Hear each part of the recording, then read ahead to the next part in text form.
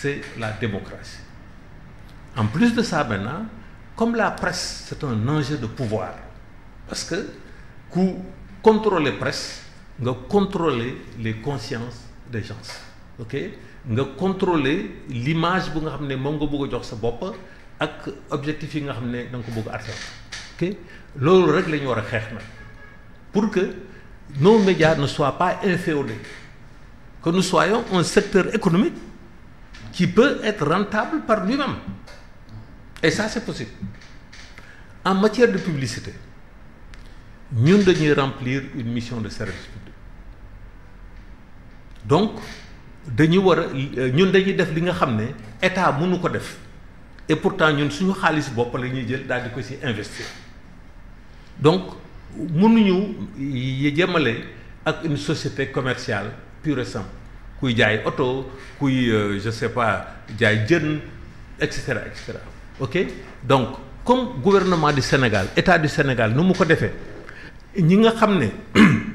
dañu soxla seen xaalis pour ñu investir dans des secteurs stratégiques,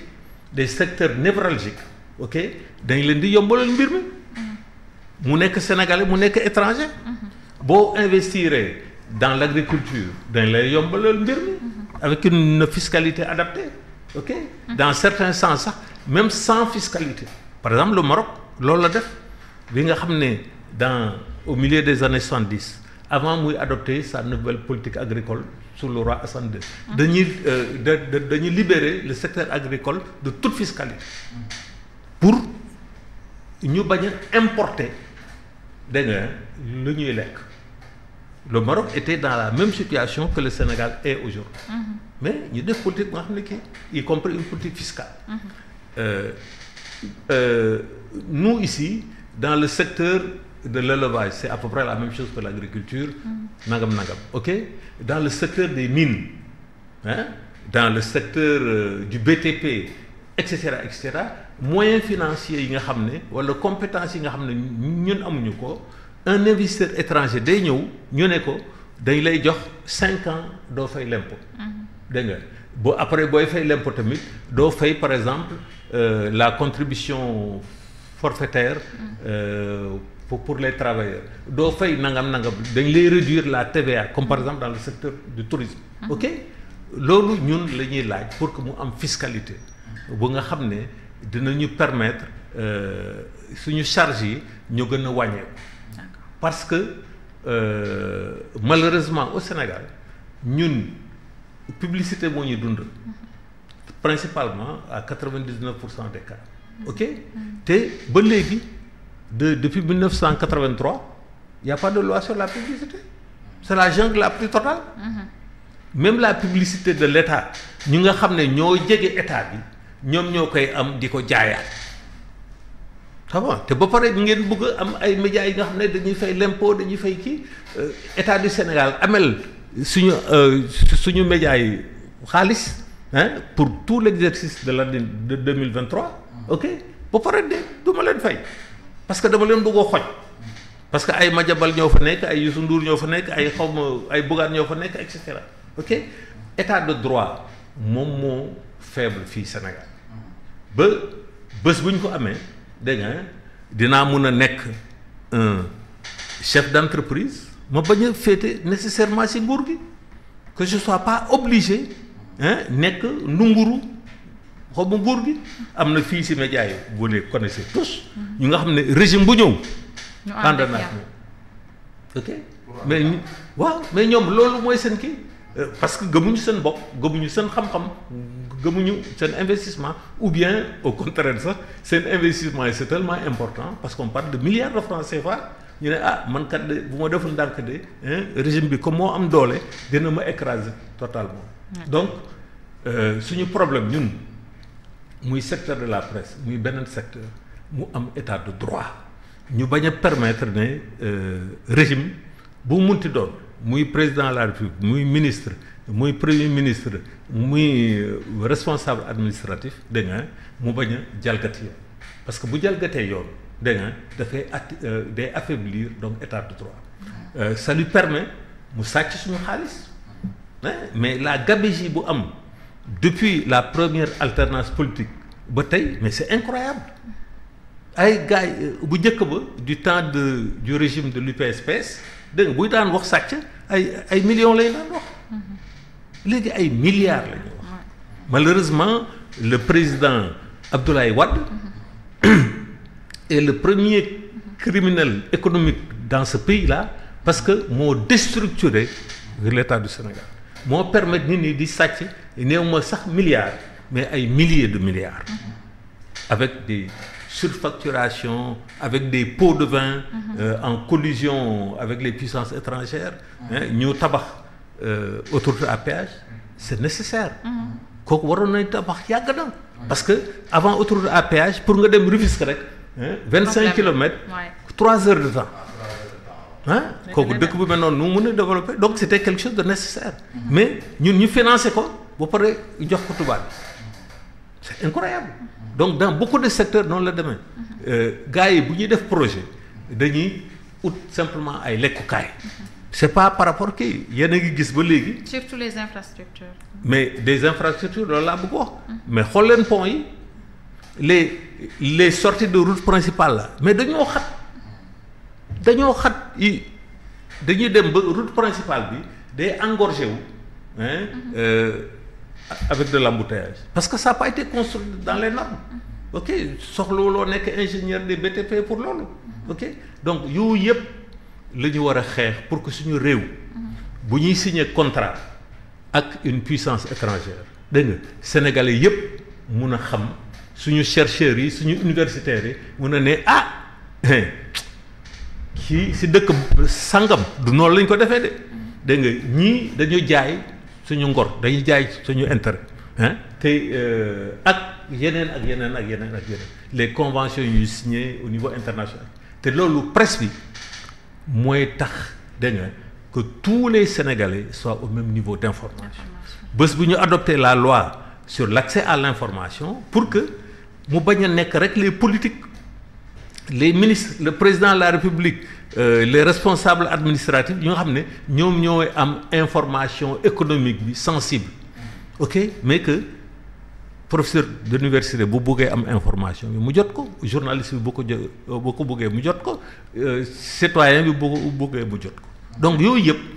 moom mooy tabax un état de droit loolu mooy tax presse dafa war a nekk indépendante waaw ay intellectuel lañu ok ñu xoolal suñu bopp pas que man ma déglu Amadou Ba rek ne woy loi déedéet man damay gëstu projet de loi bi mu génnee moom lay xool dégg nga ma def si suma point de vue ma jox kàddu ay spécialistes dégg nga yéen lan ngeen si xalaat nangam donc loolu la tax rôle lu presse dafa fondamental ñu ngi jéggalu nag bu baax xam nañ ni sonn nga tontu bi question c'est bon d'accord kii suma liggéey la d'accord Aïcha Omar vas-y waaw question bu la bëggoon laajte c'était par rapport à l'aide de la presse aide à la presse bon gis nañ ni aide à la presse bi passé bu ma juumul c'était 1,9 milliard mais dañ dem ba ci biir distribué wuñu ko après ma déggaatoon ñu ne il faut une loi de finances rectificative pour distribuer ko ma déggaat ñi ne ci loi de finances initiale bu bees bi ni somme bi daanaka dañ ko doubler aide à la presse boobu fan lañ ci toll ak tamit yow en tant que ki nga xam ne ni parce que je rappelle aussi que bon pour ñu ko xamul que yow yaay jiite Africom te Africom daanaka tous les journaux daanaka en tout cas la majorité des journaux yow sa imprimerie la ñuy tirer jusqu'à quand d'après vous presse bi lay dina mën a tenir rythme bi parce que gis nañ ni en fait la presse est acculée de partout même ki moo ko doon évoqué sànq rek mooy par rapport aussi aux télévisions nga xam ni temps yi dañ coupé seen signal jusqu'à quand nga jàpp ni presse bi mën na tenir situation bi ak tamit par rapport ak aide à la presse bi loo ñu ci mën a wax. sànq posé nga benn question jotuma ci tontu est-ce que mën nañu xayma ñaata licenciement ñoo am dans le secteur de la presse durant le magistère du président Bassirou Diomaye Diakhar Faye ñaata arriéré de salaire la ñu ameel ak yooyu et cetera si gàttal daal li mu la mën a wax aw ma lay donné parce que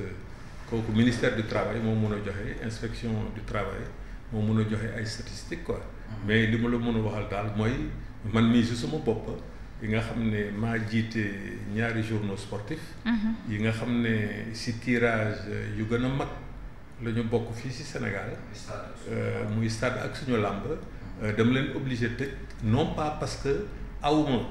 ay lecteurs am naa lecteur mais charge yi ñoo ëpp au tel point que dama leen obligé tëj et ñaari journaux yooyu licencié naa si 40 personnes. Oh là là. Ok si suma entreprise rek. ay nit yi nga xam ne ñenn ñi nekkoon na ak ñoom ay at yu bare. ok loolu moo dal la plupart des autres entreprises dañu dem ba amatuñu moyen supporter les charges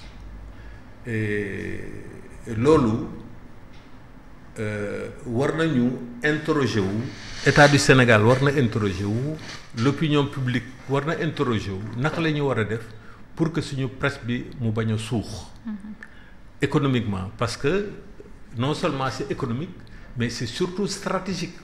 par rapport à la démocratie par rapport à la liberté de presse et la liberté d'opinion mais il faut que ñu am un état visionnaire mais état bi nga xam ne moom dafa ne damay fagaagal ñi nga xam ne moom laa yaakaar ne ñoo ma contrôle jamono bu ma nekkee opposition loolu disons mënul dem te ba pare état bu bees bi depuis 12 mois bu mu nekkee au pouvoir si violation de la loi rek la dëkk aide à la presse bi nga xam ne 2024 si budget la loi de finances 2024 lañ ko voté daaw jéeg lañ ko voté donc loolu budget boobu dafa nekkoon en place nouveau régime bi dafa war a ñëw rek daal di séddale mais moom nanguwul jox xaalis ñu nga xam ne benn si ay fan ñoo amel état du Sénégal ay lempo lu dul jeex te ba pare suñu lëkkaloo selon ces accusations ak l'ancien régime moo indi ndóol Sénégal moo tax ay entreprises de presse yu bare dañuy jot xaalis bu nga xam ne yelloowuñu ok donc mu ne du joxe de manière arbitraire ne du joxe mu ne balaa may joxe dégg nga il faut que ma def restructuration du secteur de la presse sànq wax naa leen ko génne na benn liste ah bu nga xam ne médias yu mu reconnaître ñoo nekk foofu ok mu ne daf si juum mu génnee ñaareelu liste mu ne médias conformes yi ñoo fa nekk mu ne dafa juum ba léegi ñu ngi xaar dégg nga liste définitive muy troisième ou xaw ma ban liste. ok pour que ñu ne médias yii ñoo respecter les normes kooku état am na si droit parce que état am na droit ne ñii nga xam ne ñoo respecter certaines conditions. dinañ am l'aide publique de l'État pour leur mission de service public si kaw ñu remplir ay conditions ok dinañ am accès au marché publicitaire de l'État loolu état am na si droit njuumte bi fa mu nekkee mooy ne déedéet man maay wax yow média ne nga am nga droit paraître man maay wax entreprise de presse am nga droit exister et exercer sur le territoire national donc en réalité njuumte yu bare bu suñu ministre de la communication bu nga xam ne vraiment en matière de stratégie en matière de visa de vision du moins cuune ngande maamu cuune la mooy indil problème yi nekk yépp depuis bi mu toggee ba léegi 12 mois mu ngi nii amul lu baax lu mu def ci presse lu dul fitna daña lu dul mu accélérer wala sax provoquer xaw ma l'agonie d'un secteur aussi névralgique que le secteur de la presse. ayca Serigne am nga contribution. waaw juste une petite contribution. xam nga doyen abordé na ay questions yu am solo. mais